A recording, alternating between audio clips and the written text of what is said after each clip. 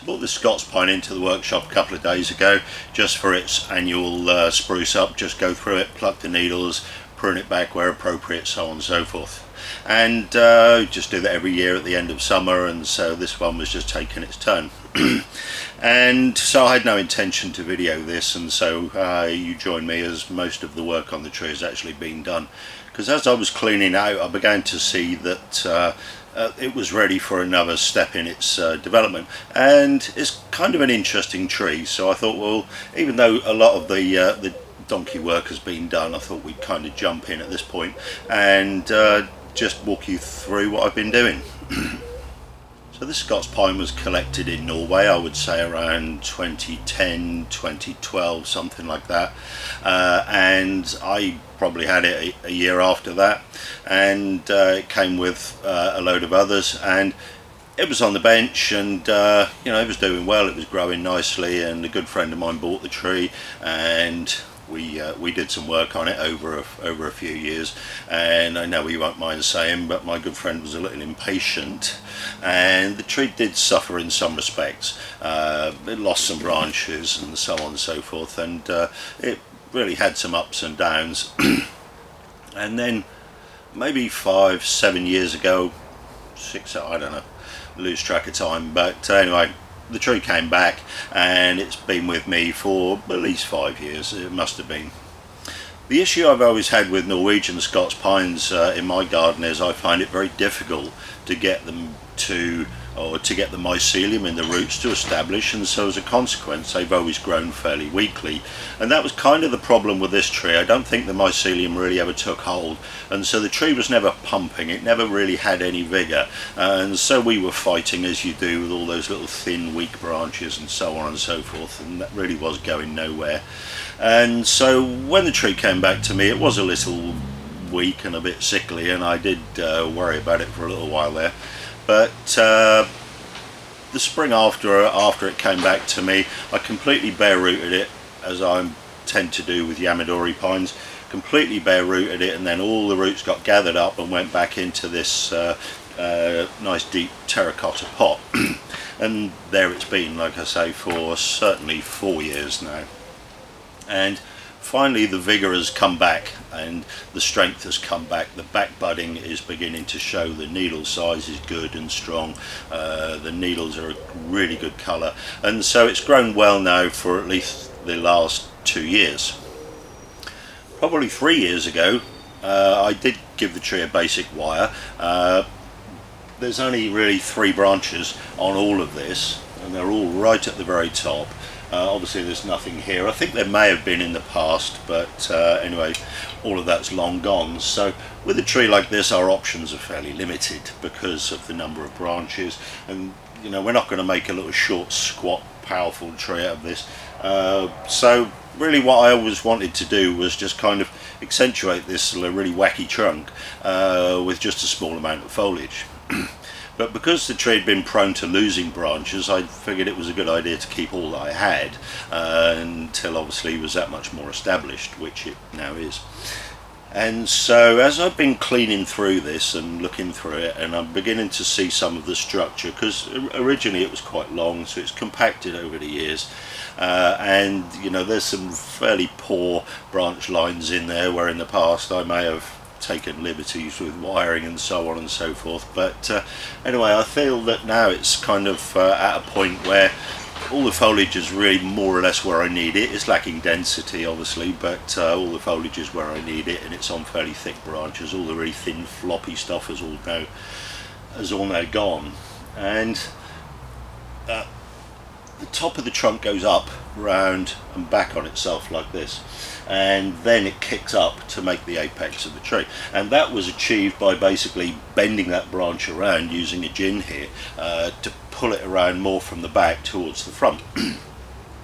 And so you've got like a horseshoe, and then on the end of it is a leg that comes up, and that makes the apex of the tree. So I took the big tourniquet wire off today, and I actually found another way to pull it in the right direction. And what happened was, because the apex of the tree was sticking up like this, and rather than pulling it around, I managed to pull it like this, and it completely changed the lines in the trunk, and that's given me a new idea for what to do in terms of what I think will be close to the final styling of this tree, and finally get the whole thing into balance, because my issue has always really been for the style of it, i.e.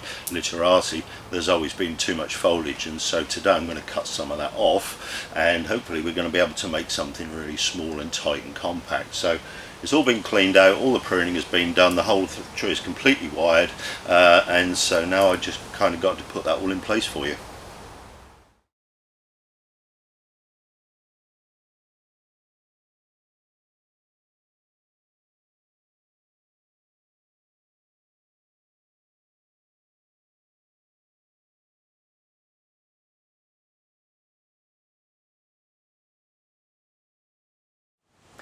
So just walking you through what we've got with this tree, you can see just a little roots there, not particularly good Nabari, but some lovely old bark, some lovely old shari.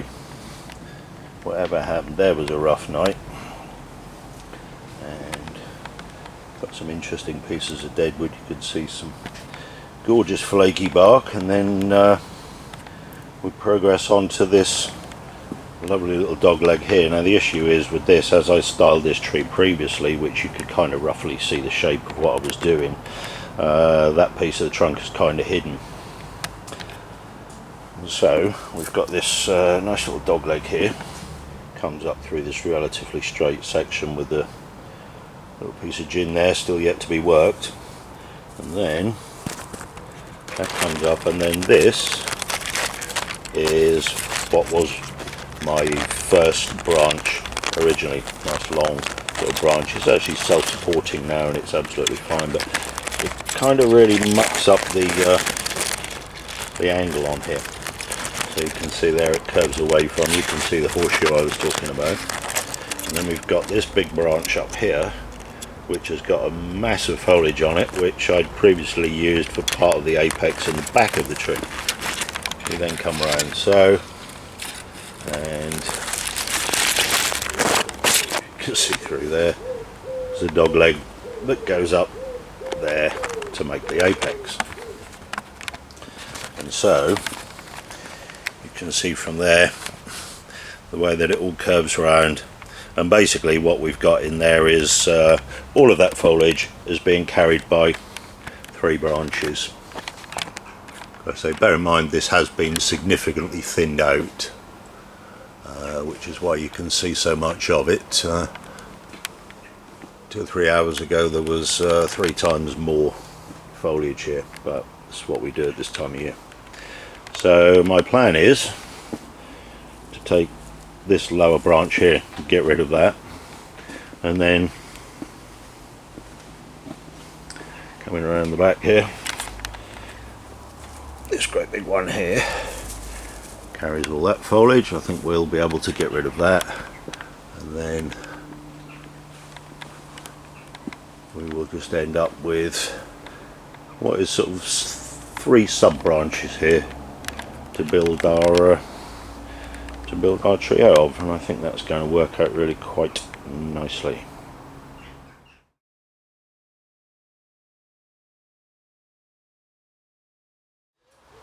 So this lower branch I've obviously talked to you about. If you look at that from here, we've got this nice trunk line coming this way and then coming rolling back round under here, and the line that this makes is really unattractive. That's always bothered me, and unfortunately because of the thickness and the hardness of that particular branch, there's no way of being able to bend that.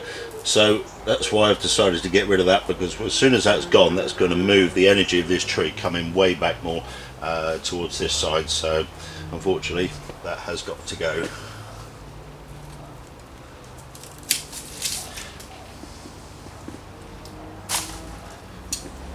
Now it's very tempting to use that as a gin, and we're going to make something very tiny out of it, because anything that's coming this way is going to try and draw your eye this way, and especially at that particular point, which will be accentuated later on when the branches are all put into place. So I'm just going to reduce that now to something very small, so that it's really not so distracting as it is, as you can see there.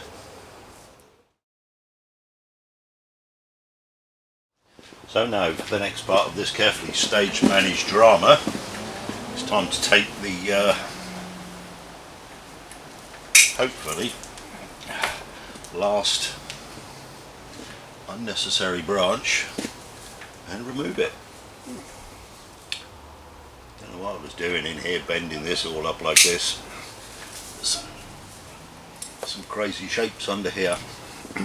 How does that look? Yeah. Sometimes you just have to have the courage of your convictions.